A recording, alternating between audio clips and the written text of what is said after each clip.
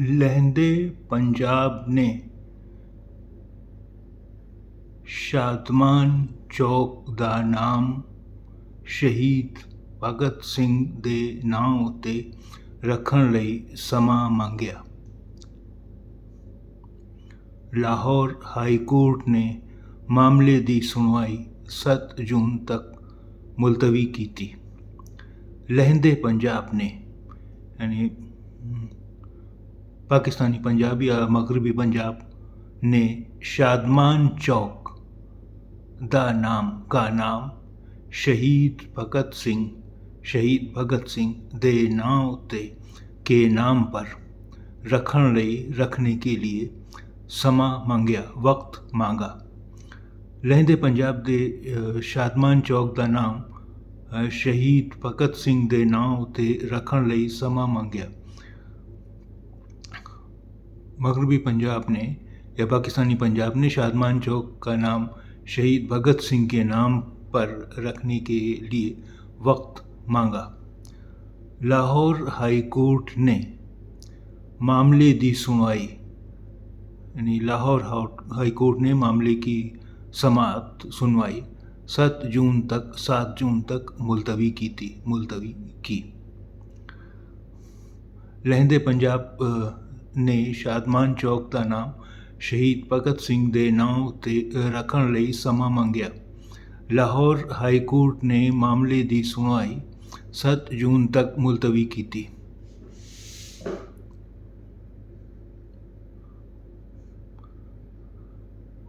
लाहौर 27 अप्रैल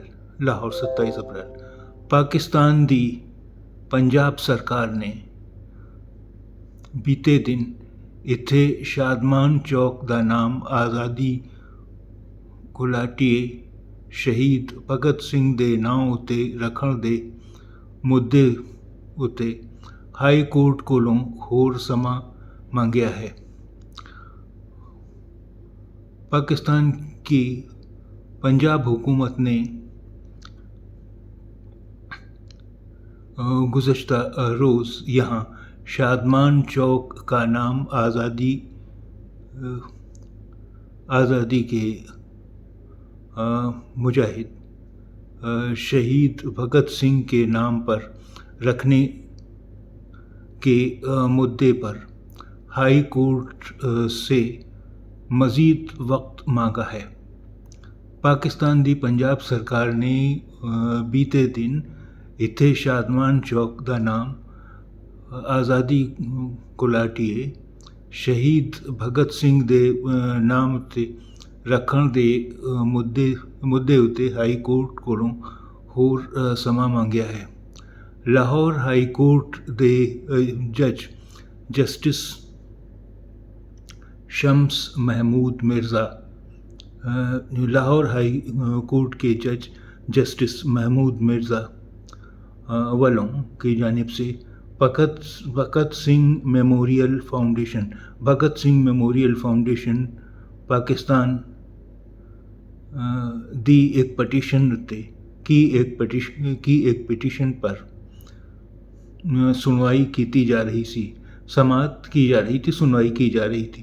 petition विच शादमान चौक का नाम बदल के भगत सिंह के नां उत्ते रखण दे अदालत दे हुक्मां की पालना ना करन लई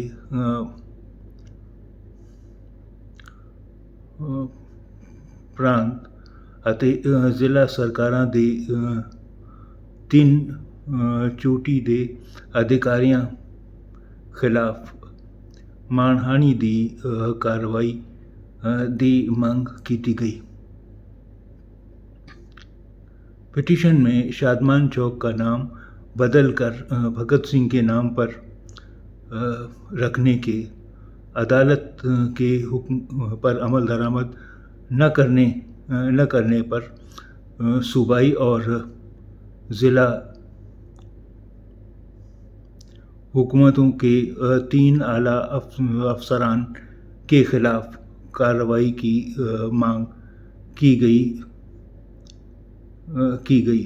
पंजाब सरकार के सहायक एडवोकेट जनरल पाकिस्तान हुकूमत पंजाब सरकार दे सहायक एडवोकेट हुकूमत पंजाब के assistant advocate general Imran Khan ने सुनवाई दौरान अदालत नोकिया समात के दौरान अदालत से कहा कि शादमान चौक दा नाम आज़ादी गुलाटी है दे नाम उत्ते रखण दा नोटिफिकेशन जारी करन वास्ते सरकार नूं होर समा दिता जाना चाहिदा है। समात के दौरान अदालत से कहा कि शादमान चौक का नाम आज़ादी के मुजाहिद के नाम पर रखने का नोटिफिकेशन जारी करने के वास्ते हुकूमत को मज़ीद वक्त दिया जाना चाहिए। पटिशनर दे वकील खालिद जमा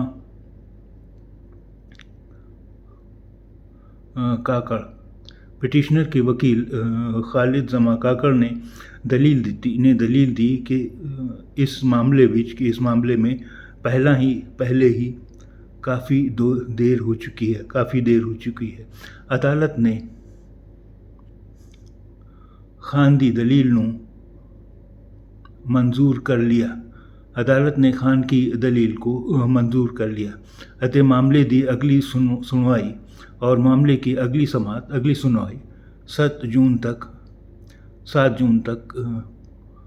जून तक लई मुलतवी कर दी।